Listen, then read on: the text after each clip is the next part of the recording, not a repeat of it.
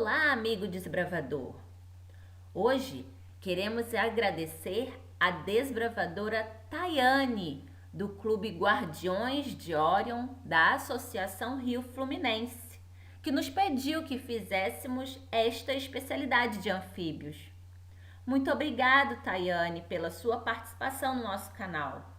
E se você deseja pedir alguma especialidade, coloque nos comentários deste vídeo seu nome, seu clube e qual especialidade você quer que façamos.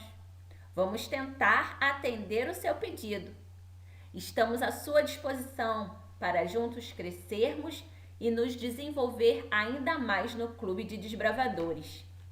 E temos um grande desafio para você. No mês de dezembro de 2020, iremos realizar uma gincana, uma prova no nosso canal, via Zoom. E iremos presentear um desbravador com uma camisa. Se você quiser participar, se inscreva no nosso canal. Coloque nos comentários deste vídeo o seu nome, o nome do seu clube e a que associação você pertence, para que possamos fazer a sua matrícula nesta grande gincana.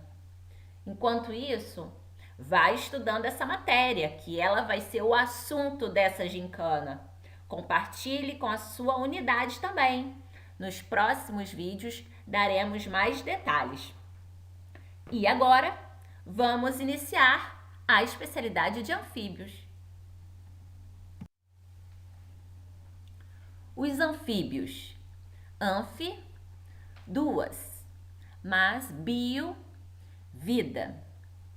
São animais que apresentam duas formas de vida. Uma fase larval, que se inicia na água, que são os girinos, e após sofrer uma metamorfose, vão se transformar no indivíduo adulto, que é encontrado no ambiente terrestre.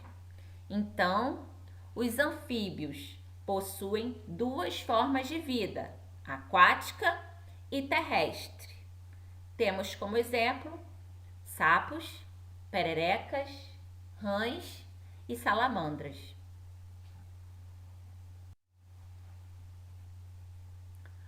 Quais as características dos anfíbios? São animais ectotérmicos, ou seja, a temperatura corporal varia de acordo com o ambiente. Possuem uma respiração cutânea pela pele, por isso são tão úmidas para absorver o oxigênio. E respiração pulmonar pelos pulmões quando adultos. Mas na primeira fase de vida, quando são girinos, têm a respiração branquial, pois estão na água, como os peixes, por exemplo. Tem uma longa língua pegajosa e algumas espécies têm dentes bem pequenos. Sua reprodução é ovípara, ou seja, colocam ovos, mas a fecundação é externa, depende da água. Dar o nome de 3 ordens pertencentes à classe anfíbia e citar as principais diferenças entre elas. Anuros. A é negação, não, e urus significa cauda, ou seja, são aqueles que não possuem cauda e possuem 4 patas. São exemplos sapos, rãs e pererecas. Urodelos. Uro quer dizer caudas. Então, estes sim possuem uma longa cauda, um corpo alongado, pele furta-cor e 4 patas curtas. Exemplo, salamandras e tritões. Parecem lagartos, mas observem que eles se diferenciam pela ausência de escamas. Estes aqui são anfíbios. Ápodes. O A quer dizer não. E o podes significa patas, ou seja, são aqueles que não possuem patas. Tem o corpo cilíndrico e comprido. Como exemplo, cobras cegas. Embora o nome cobra, não são cobras. São anfíbios que vivem debaixo da terra ou no lodo. E também não são cegas. Possuem olhos muito pequenos e pouco funcionais, pois como vivem embaixo da terra, não precisam utilizá-los. Popularmente, para se diferenciar entre anuros, utilizam-se os nomes sapos, pererecas e rãs. Como podemos fazer para diferenciar entre estes 3 tipos de anuros? Use imagens. Sapo. Habitam em terra firme. Possuem de 2 a 25 centímetros. Existem cerca de 300 espécies. Tem a pele rugosa e cheia de verrugas. Suas patas são adaptadas à vida terrestre. São curtas e fazem com que dê pulos limitados e desajeitados. Graças às glândulas na região dorsal, o sapo libera veneno que pode irritar nossos olhos e as mucosas. Mas uma observação importante, queridos. O veneno só pode ser expelido se o animal sofrer uma pressão externa, como ser pisado, por exemplo. Ele não respinga veneno. Rã. Habitam principalmente em lagoas. Podem medir de 9,8 milímetros a 30 centímetros. Existem mais de 4.000 espécies. Ela tem a pele lisa e brilhante. Suas patas são longas e correspondem à metade do seu tamanho. As patas traseiras são adaptadas para saltos e possuem uma membrana que liga os dedos e que ajudam a rã a nadar, como você pode ver aí na foto ao lado. A rã não possui glândula de veneno. E se o sapo assusta pelo veneno, a rã é considerada um prato sofisticado em alguns países. No livro de Levítico, Deus dá algumas orientações sobre alimentação para o povo de Israel. E lá diz que aqueles animais que habitam lagoas e rios e não possuem barbatanas e escamas não são próprios para o consumo humano. Então, se não possui barbatanas e escamas, não devemos consumi-los. E a rã se encaixa bem nesse quadro. Perereca. Muito encontrada em galhos de árvores. Possui menos de 10 centímetros. Existem mais de 700 espécies. Possuem pele lisa. Suas pernas finas e longas permitem grandes saltos. Algumas alcançam a marca de 2 metros de distância. Na ponta dos dedos da perereca, possui um tipo de ventosa, que são estruturas adesivas, como você pode observar na foto ao lado, que ajuda essas pererecas a subir em árvores. Em geral, a perereca é menor que o sapo e a rã e tem como característica os olhos esbugalhados, deslocados para fora. Não possuem glândulas de veneno, mas muitas espécies possuem toxinas na pele, sendo altamente tóxicas. Como os anfíbios se protegem? Tem a pigmentação da pele de acordo com o ambiente onde vivem para se camuflar. Os sapos se escondem atrás de pedras, troncos e arbustos. As rãs saltam para o fundo d'água e se escondem também no lodo. As pererecas vivem escondidas atrás das prateleiras ou atrás do lavatório dos banheiros.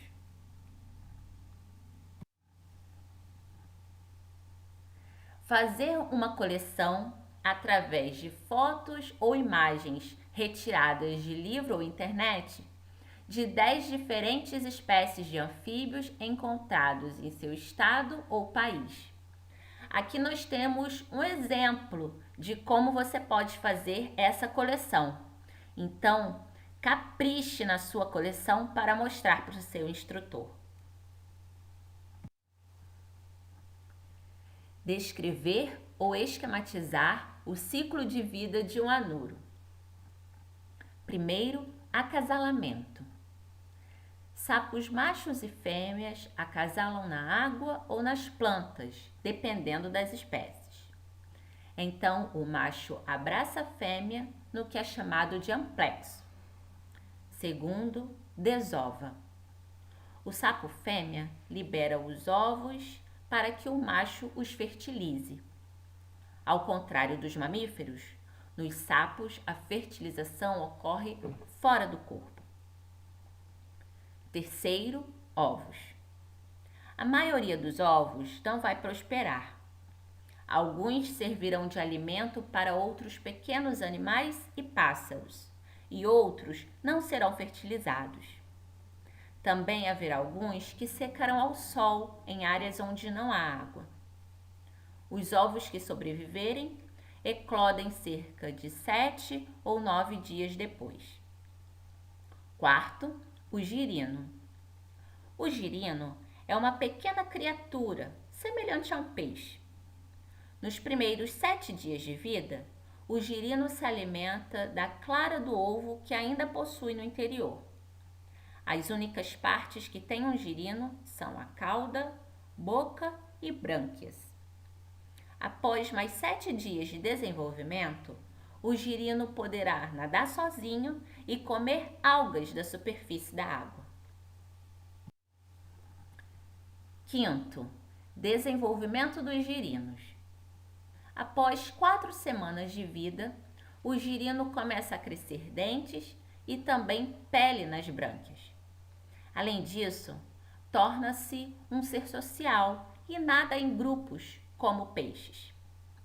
Entre as semanas 6 e 9, o girino começa a crescer de tamanho e a desenvolver uma forma de cabeça e pernas. No final da semana 9, o girino se parece mais com um sapo do que com um peixe, mas com uma cauda longa. Nesta fase, também começa a se alimentar de pequenos insetos e larvas, também na água. Sexto, metamorfose de sapos. Entre as semanas 9 e 12, a metamorfose do sapo começa a tomar forma. O girino, que naquele momento parece um pequeno sapo com uma cauda longa, perde a maior parte dessa cauda. Também cresce a língua do sapo e começa a aparecer um pequeno sapo. Finalmente, o ciclo de vida é concluído, cerca de 16 semanas, quando o sapo se torna o indivíduo adulto. Explicar o valor econômico dos anfíbios. Os anfíbios têm grande valor para os agricultores, porque comem insetos nocivos às plantações. Eles são úteis porque, com seu grande apetite, comem muitos vermes, gafanhotos, lagartas e insetos nocivos de várias espécies. Por isso, não devemos matá-los ou maltratá-los. Enquanto os girinos se alimentam de larvas, quebrando o ciclo de mosquitos vetores de doenças, como dengue, zika e chikungunya. Assim, menos mosquitos se desenvolvem e menos pessoas adoecem. Milhões deixam de ser gastos na área de saúde, beneficiando a economia do país. Onde os sapos passam o inverno e a estação seca. Inverno.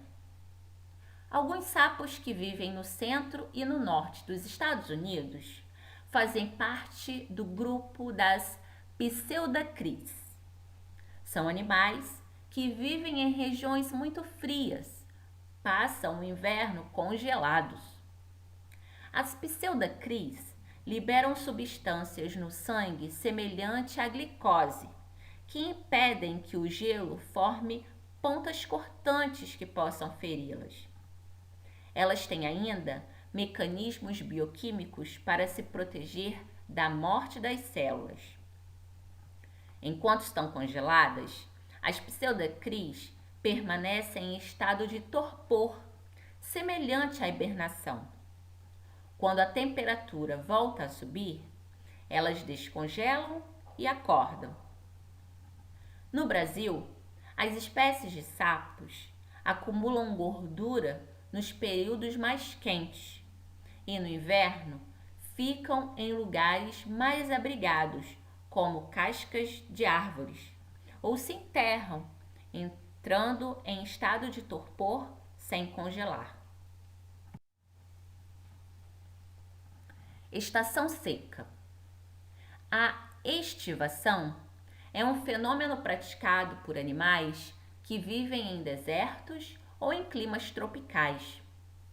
Alguns biólogos definem estivação como o estado de letargia induzida em animais por calor seco excessivo. Para se defender, muitos animais entram em sono profundo ou sono estival, quando as condições climáticas se tornam muito quentes e secas para ser possível a sobrevivência. Geralmente, neste processo, algumas espécies fazem covas no solo, onde a temperatura permanece fria, e reduzem a atividade metabólica de maneira similar à hibernação.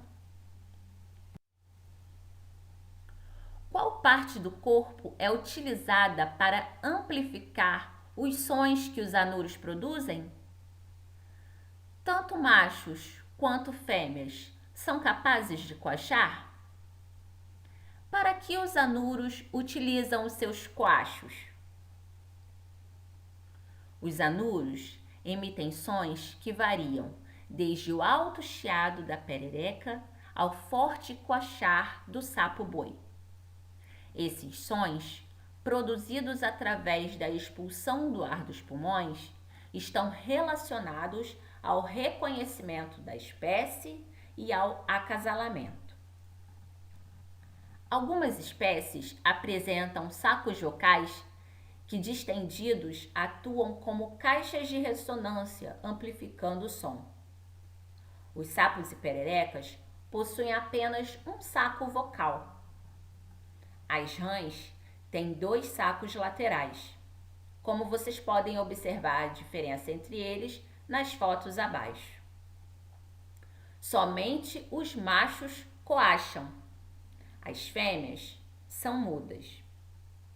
Você pode pesquisar os diferentes sons dos coachos dos sapos, rãs e pererecas, pois este será um item da nossa gincana para concorrer à camisa. Então, fique atento, hein? Observar um anfíbio em seu habitat natural ou cativeiro por cerca de 15 minutos e escrever um relatório sobre o que você observou. Este é um item prático. O seu instrutor poderá te orientar a realizar este requisito. Caso você precise da nossa ajuda, deixe seu e-mail nos comentários deste vídeo que nós entraremos em contato com você. Do que e como a maioria dos anuros se alimenta? Na fase adulta, todos são carnívoros e se alimentam principalmente de insetos, minhocas, aranhas, caramujos, lesmas e de outros animais invertebrados.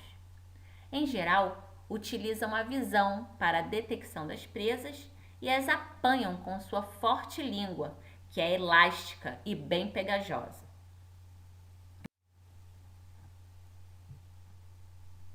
Você sabia? Vamos agora falar sobre algumas curiosidades sobre os anfíbios. Phyllobates terribilis é uma rã encontrada na Holanda. Ela é a espécie pequena mais perigosa do planeta, o suficiente para matar um elefante e 20 pessoas de uma só vez. Um ser humano pode morrer mesmo por tocá-la. Foram identificadas mais de 100 toxinas nessa espécie. Sua toxina ataca o coração e leva à insuficiência cardíaca. Filomedusa bicolor. Elas aparentam uma folha, também conhecidos como o sapo verde da Amazônia. O veneno deste sapo, perigoso, causa sedação, distúrbio gástrico e alucinação, sendo uma das espécies de sapos mais venenosas do mundo. O fator mais interessante é que suas toxinas são usadas em tratamento de câncer e AIDS.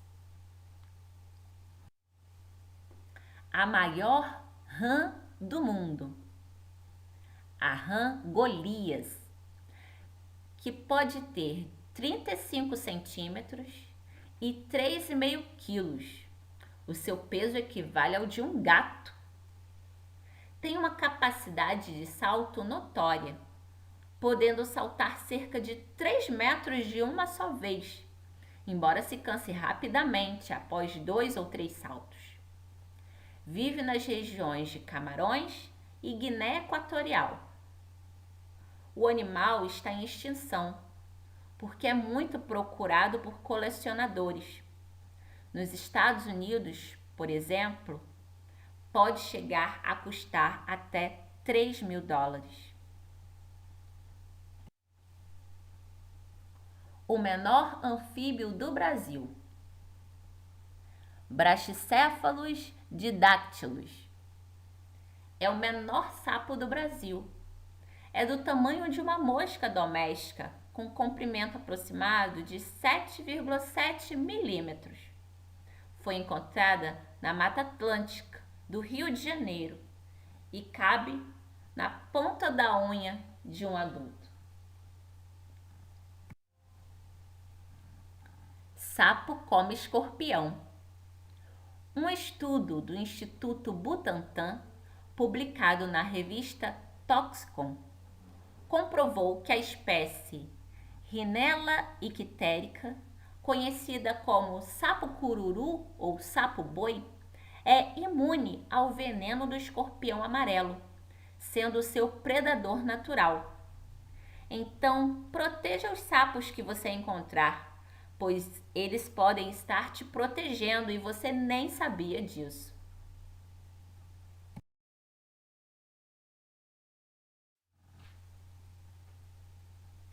Aqui encerramos essa especialidade. Se você tiver alguma dúvida, deixe nos comentários deste vídeo que iremos ajudar a esclarecer. Se você quer dar alguma sugestão para a próxima especialidade, também deixe nos comentários para podermos ajudar a ampliar ainda mais o seu conhecimento. Lembrando da nossa gincana em dezembro de 2020. Estaremos sorteando uma camisa e ela pode ser sua. Então, compartilhe esse vídeo com seus amigos, se inscreva no canal e ative o sino para receber as novas especialidades e as novas orientações sobre a gincana. Deixe o seu like, estamos aguardando a sua participação. Maranata!